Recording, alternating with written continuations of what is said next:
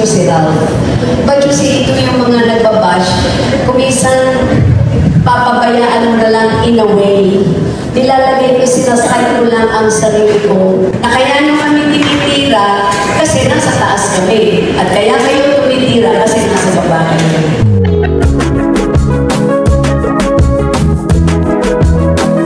Napakatindi ho pala at matapobre itong si Vilma Santos na tinaguri ang Star for All Seasons at ito ay kaugnay ng pambabatikos sa kanya, no, at sa kanyang pamilya.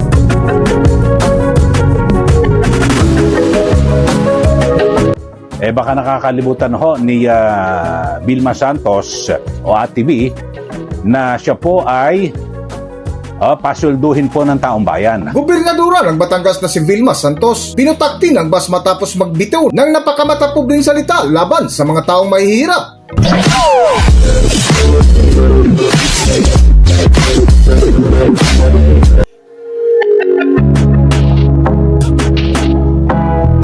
Welcome back to Philippine Celebrity Broadcast.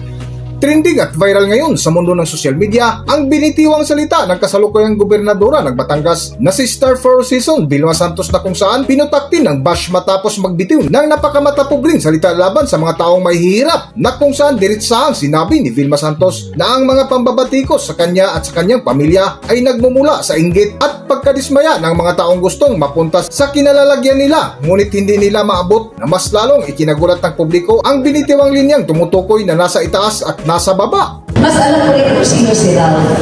But you see, ito yung mga nagbabash, kumisan papabayaan mo na lang in a way. Nilalagay ko, sinasakay ko lang ang sarili ko. Na kaya nyo kami tinitira kasi nasa taas kami. At kaya kayo tumitira kasi nasa baba kayo. Ang sinasakay ko ang sarili ko na, you know, these people siguro, that's why they're doing that. Kasi gusto nila, nandun sila sa lugar mo.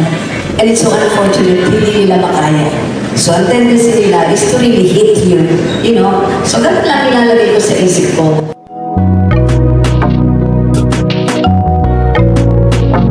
Matapos nga maglabas ng pahayag ang gobernadora ay umani agad ito ng matindi at iba't ibang reaksyon mula netizens na isa nga sa dismayado ay ang anchor na si Elise Saludar na kung saan napakomento ito na dismayado kay Vilma Santos lalo na isa itong public servant na pinapasahuran ng taong bayan. Para sa buong kwento, narito ating pakinggan ang pahayag ng anchor na si Elise Saludar.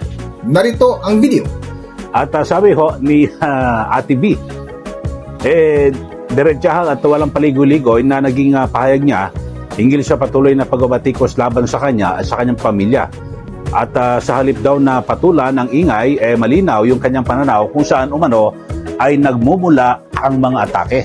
Ito ho talagang matindi ho ito, matapobre pala ho ito At ayon po kay Vilma, ang mga pagkakataong pinipili na lamang niyang baliwalain yung mga basher dahil para sa kanya, ang mga paninira ay hindi laging nakabatay sa katotohanan, kundi sa inggit at pagkadismaya ng anyay mga taong gustong mapunta sa kinalalagyan ng kanilang binabatikos. Ibig sabihin, yung mga mahihirap na buwabatikos ho rito, parang naiinggit lang daw ho, na kabayan, sabi ho ni Ate B. At kaya sabi niya, kaya nyo kami tinitira kasi nasa taas kami. At kayo tumitira kasi nasa baba kayo. Sabi ho. Talagang napakatindi at napakataas po ng tingin ni Ate B sa kanyang sarili at sa kanyang buong pamilya.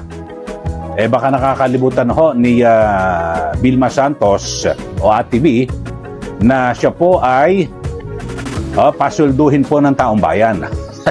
Di po ba?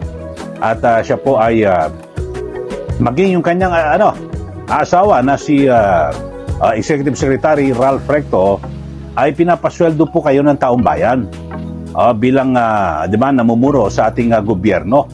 Kaya ngayon talagang umaani po ng batikos ito hong si Ate B.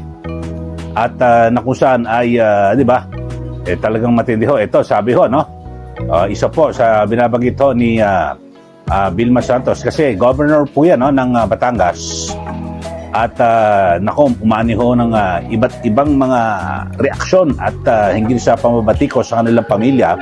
At isa ho rito, itong diretsahang tugon ni dating NTFL-CAC spokesperson at PCO Undersecretary Doc Lorraine Badoy. Na umiikot sa usapin ng pananagutan at ugnayan ng public servants at taong bayan. So yun po mga kababayan, at so iba't iba ho ang mga reaksyon ng taong bayan dito po sa naging pahayag ni Ate B, Governor Vilma Santos ng Batangas. At mamaya yung aking pagpuna ho rito, babanggitin ko. Pero ito, may binabanggitin ho itong si Congressman Kiko Barsaga ng 4th District ng Cavite. Sabi niya, si Jesucristo ay isang karpentero, mamaliitin mo rin ba siya tulad ng pagtingin mo sa mga mahihirap? Ito po ang pahayag ni Congressman Kiko Barsaga dito po sa naging pahayag ni Vilma Santos na kung saan tungkol sa pambabatikos ng publiko sa kanyang pamilya, partikular sa kanyang asawa na si Executive Secretary Ralph Recto. At para po kay Barsaga, may malalim na implikasyon ang ganitong uri po ng diskurso, lalo na kung paano tinitingnan ang mahihirap at karaniwang mamayan ng mga nasa may kapangyarihan.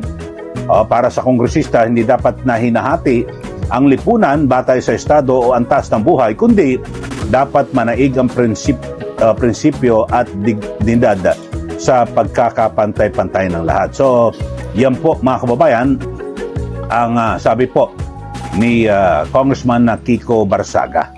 Pero alam nyo ho mga kababayan, ang issue ho rito yung mga bumabatikos, taxpayer po yun, mga taxpayers, Governor Vilma Santos, at lahat po kami may karapatan na pumuna sa mga opisyal ng gobyerno, di po ba? Dahil sabi nga po ng Korte Suprema, dapat ho wag hong maging balat sibuyas yung mga opisyal ng gobyerno, kasi nandyan ho kayo po yung naglilingkod, at dapat ho bukas ho kayo sa anumang pambabatikos ng sinuman sa taong bayan. Kaya kayo ho, yung mga huwag nyo na ho, nasa taas na raw sila Sa susunod sa 2028 elections, ibaba nyo na ho ang mga yan. Dahil masyadong matayog at mayabang ho, di ba? At parang sinisisi pa ho, at di ba? Alam nyo ho, yung mga bumabatikos na taong bayan, tulad ho dito sa ginawa po ni dating Finance Secretary, na ngayon po Executive Secretary Ralph Recto. Ano ho ba issue rito? Yung PhilHealth. Kasi dito ho ay inilipat ho ni Secretary Recto yung pondo ng PhilHealth sa ibang paggawaing bayan, di ba? Yung pondo parang inagaw po Tapos ginawa niyong ayuda. Secretary Recto. Tapos nilagay niyo sa flood control project na alam naman natin lahat na napaka-anomalya at marami pong nambulsa at nangumisyon diyan po sa proyektong ito, at marami po ang nagbuwis ng buhay dahil sa yung flood control, di ba, kung hindi substandard, ghost project. Tapos ay lalong lumala po ang sitwasyon sa mga lugar na binabaha, di po ba, at na nagdulot para marami pong mamatay, mawala po ang buhay. Yan po, Governor Vilma Santos, yung ginawa po ng asawa nyo. Tapos ay bukod pa kung ano-ano mga, di ba, ang inilagak yung pondo mula po sa PhilHealth. Ang issue ho rito, di ba, siguro kasi hindi po nakakaranas ito pong sina Ate B at yung kanyang pamilya na sila po ay pumila ho sa ospital. Sa ospital lang, napakahabang pila ho. Talagang napakahirap po ang dadanasin ng mga pasyente na hindi po inaasikaso dahil sa pagkaubos po ng pondo ng PhilHealth. Tapos di ba, nagsisikan, bagamat may mga public government hospital, yung mga ward na tinatawag, naku, napakahaba ng pila. Kung minsan nga sa pasilyo na lang ho sila nanunuluyan pansamantala, di po ba? So talagang napakahirap po. At isa po yan sa idinadaing ng pagkawala ng pondo po sa PhilHealth. Yun po. Yun ho, siyempre, ang lahat na ito, yung mga paglilipat ng pondo, nasa ilalim po ng pamumuno na nooy Finance Secretary Ralph Recto. At napatunayan na naman po ito na illegal, mali yung ginawa ni Secretary Recto. Bakit ho? Nagdesisyon po ang Korte Suprema na ibalik ho ang pondo sa PhilHealth. So di mali, dapat nga managot ho rito si Secretary Recto O di po ba? At sa katunayan, technical malversation ho ito di ba? Kasi kapag nagpasa ka ng isang budget, batas po ito. Kung saan nakalaan, dapat dun lang, inilipat O technical malversation yan, dapat ho makasuhan nga ho itong si Secretary Recto. So yun po mga kababayan ang issue ho rito. At bukod dyan ay, di ba, maliwanag na nagkamali at ang masakit ho rito yung ipambabayad sa pondong inagaw ay mula na naman sa buwis ng taong bayan. Hanggang dito na lang muna ang ating video at kung nagustuhan nyo, huwag kalimutan mag-subscribe at pindutin nyo na rin ang notification bell para ma-notify kayo sa ating susunod na video. Maraming salamat!